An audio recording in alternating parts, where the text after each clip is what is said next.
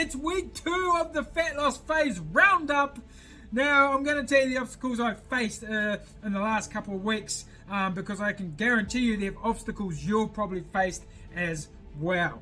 Now, my results have gotten so far. So one big win is I've noticed my jeans, right? We've all put on those jeans that have been a little too tight. Well, I had those pair of jeans that were a little too tight around the waist. You know what I'm talking about, the band, the thing where the button's holding on for dear life, right? Save the buttons, hashtag save the buttons. I've noticed those jeans, they've now fall off if I do not wear a belt with them. I tried them on a couple of days ago and I was walking around with them and I had to keep pulling them up because they kept falling down. So that's good, man. That means I'm losing fat around the belly, and when I get back to the gym and later on this week I'll take my measurements, fat percentage, and I'll let you in on that too. Now last week my biggest challenge was having this sick kid, which threw me out a couple of days, and I wasn't prepared for it, I wasn't planned for it. So I didn't make the best choices when it came to food. And I even ate more than I wanted to on those days. But here's the thing. I only ate more to my maintenance phase, okay? Because to lose fat, you're in a deficit, but you can eat more up to your maintenance and still not put on any fat. So I had a couple of days last week where I didn't make the best choices and my calories went up to my maintenance phase. So I didn't put on fat, but I didn't lose as much as what I wanted to either. But all my other days, you know, I was still 200 to 500 calories in a deficit. And remember, I use my app to track this.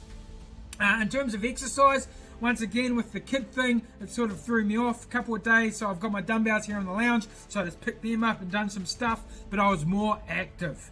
Okay, I was more active than what I would usually be around the house and around home to make up for it. So the whole thing that I did is I just did what I could when I could.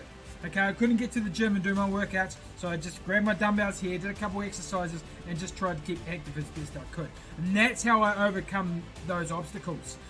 So moving forward, I need to have a better plan, just in case my son gets sick, or the dog gets sick, or the gym shuts down. I need to have a better plan in place, like an emergency sort of thing, ready to go.